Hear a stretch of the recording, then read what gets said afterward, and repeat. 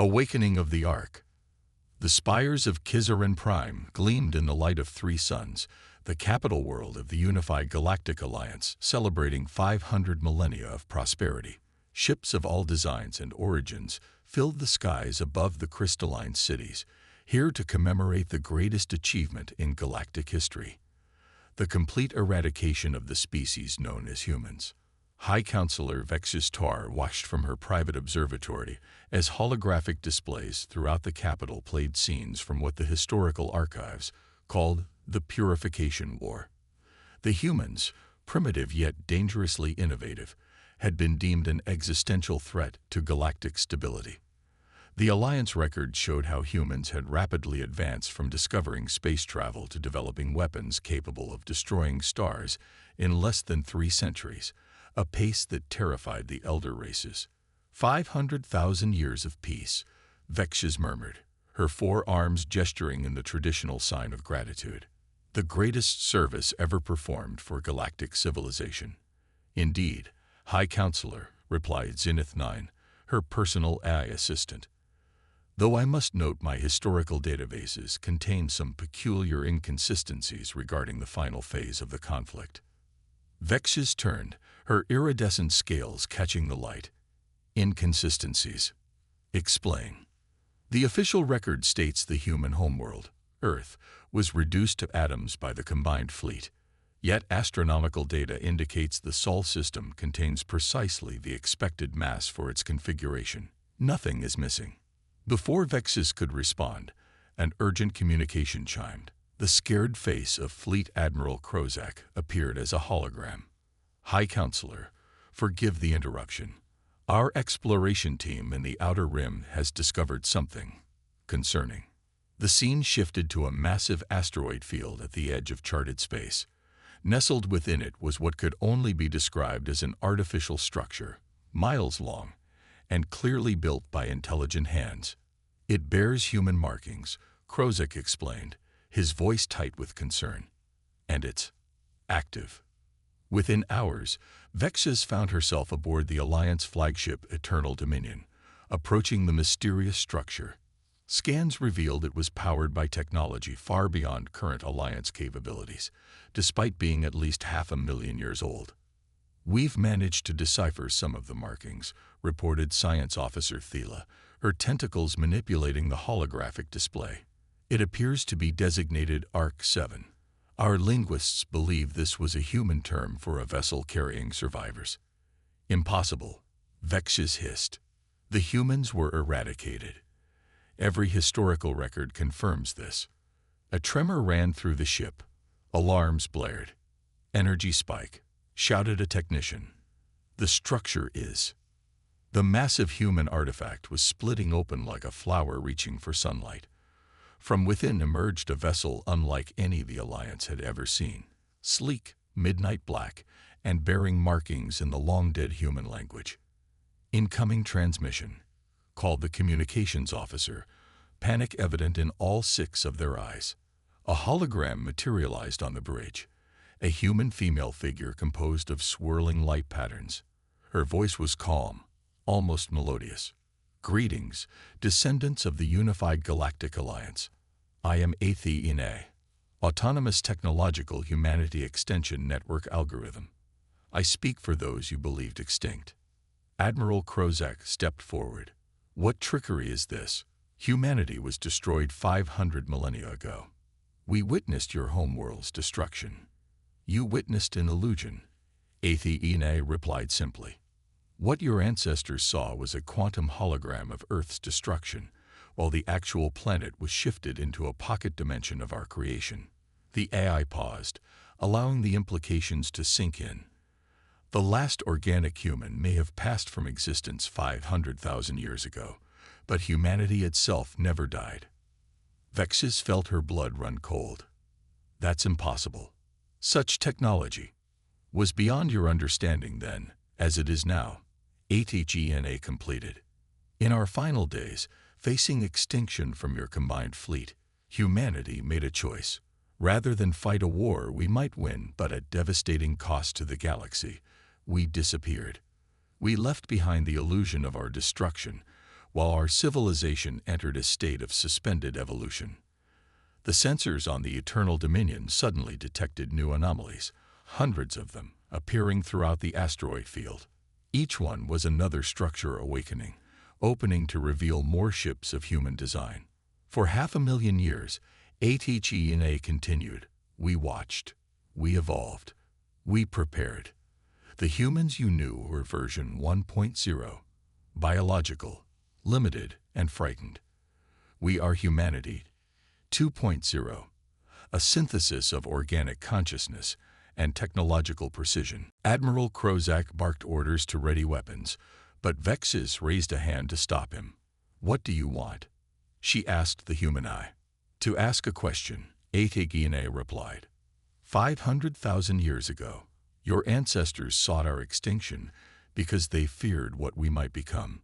Now we have returned to ask, was that fear justified? Scans showed the human vessels were not powering weapons. They remained in defensive formation, waiting. You speak of choosing not to fight, Vexis said carefully, yet you return with an armada. We return with the means to protect ourselves, HFY corrected, but also with the offer of something more valuable. We had 500,000 years to contemplate our place in the universe. We could have returned at any time with weapons that would make the combined fleet look like children's toys. Instead, we chose to wait and observe whether the alliance that sought our destruction had evolved beyond fear. The human as form shifted, displaying historical records the alliance had long suppressed, of human attempts at peace negotiations, of offers to share technology, of pleas for coexistence. The human spirit was always defined by two competing impulses, HFY explained. The capacity for tremendous violence, yes, but also an even greater capacity for compassion, innovation, and growth. Your ancestors feared the former so much that they never recognized the value of the latter. More Alliance ships were arriving, surrounding the awakened human fleet. Yet for every Alliance vessel that appeared, 3 more human ships emerged from hidden structures within the asteroid field. Vexis studied the tactical display with growing unease. If the humans had wanted war, the Alliance would already be losing it. What happens now? She asked. That, HFY said, depends on whether the Alliance of today makes the same choice as the Alliance of the past. In that moment, as the two fleets faced each other across the void, Vexis Tor realized she stood at a crossroads of galactic history. The humans had not returned for vengeance as any other species might have. They had returned with a question, and her answer would determine the fate of countless worlds. I propose, she said carefully, that we begin again. Not as enemies, but as two civilizations with much to learn from each other. HFY's light form seemed to smile. High Counselor Vexis Tor, you have just made a different choice than your ancestors. And in doing so, you may have justified 500,000 years of patience. As the human fleet moved into formation alongside the Alliance ships, Vexis couldn't help but wonder if the greatest day in galactic history wasn't the supposed destruction of humanity, but rather this moment of their return. Legacy of the Stars. News of humanity's survival spread through the unified Galactic Alliance like wildfire across dry plains. Reactions varied wildly across the 2,000-member species, from terror to fascination, from calls for immediate military action to proposals of diplomatic engagement. On Kizaran Prime, the celebration of humanity's destruction transformed overnight into crisis management. The Grand Council chamber, typically a place of ordered debate, had descended into near chaos.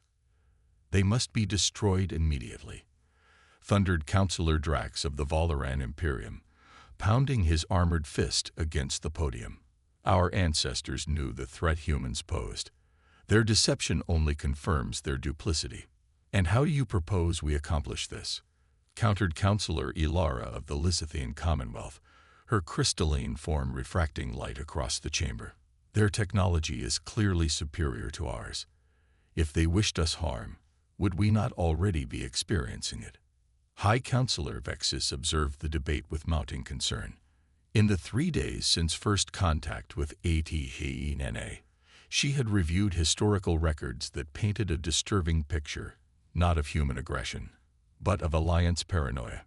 The war that allegedly saved galactic civilization had been preventive, based on projections of what humans might become rather than actions they had taken. Silence, she finally commanded, her voice amplified throughout the chamber. We face not a military crisis, but an existential one. Our civilization has defined itself for 500,000 years by the righteousness of a war that may have been our greatest mistake. The chamber fell quiet as she continued. I have invited representatives of humanity to address this council directly. They will arrive shortly. The announcement sent shockwaves through the assembly, but before protests could erupt, the chamber's central days illuminated. Athena's light form appeared, accompanied by something unexpected. A human male, seemingly flesh and blood. Gasps echoed throughout the chamber. Many counselors had never seen an actual human outside of historical recordings. Greetings, Unified Galactic Alliance. HFY began. I present to you Director Adam Rice, biological synthetic hybrid and representative of the Human Continuity Project. The human stepped forward. He appeared middle-aged by human standards, with dark skin and eyes that reflected wisdom beyond ordinary years. Distinguished representatives of the Alliance, he began, his voice steady and warm. I understand your confusion and fear. The ghosts of your past have returned, and you question whether we come with vengeance in our hearts. He gestured, and holographic displays activated around the chamber, showing images of Earth, not the destroyed husk of Alliance propaganda, but a vibrant, living world. For 500,000 years, humanity existed in three forms. Some of us remained biological, living in our pocket dimension, where Earth was preserved. Others transferred their consciousness into synthetic forms, becoming beings of pure information. Still others chose a hybrid existence, like myself, combining biological and synthetic elements to transcend the limitations of both. Director Rice walked the circumference of the days, making eye contact with various counselors. During our long isolation, we had time to reflect on the war that nearly destroyed us. We came to understand that conflict arose not from inherent incompatibility between our species, but from fear of the unknown. You feared our potential. We feared your established power. The chamber remained silent as he continued. We could have returned at any time with overwhelming force. Instead, we chose to return with an outstretched hand. At that moment, alarms blared throughout the chamber. A military officer rushed in, addressing Vexus directly. High Counselor, multiple fleets have mobilized from the Valoran, Zexteri, and Krell sectors. They're converging on the human vessels in the Outer Rim. Vexus turned to Director Rice, who showed no surprise or concern. It appears, he said calmly, that some among you have already made their choice.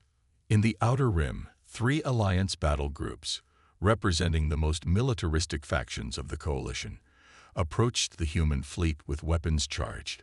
Leading them was Supreme Commander Vorkath of the Krell Dominion, known for his unwavering belief in military solutions. Target the largest human vessels first, he ordered from the bridge of his dreadnought. The relentless judgment. Once their command structure is compromised, the rest will fall. The Alliance fleet, numbering over 300 capital ships, moved into attack formation, targeting systems locked onto the human vessels, which had made no move to either flee or prepare for battle. Human vessels, Vorkath transmitted, you will power down all systems and prepare to be boarded.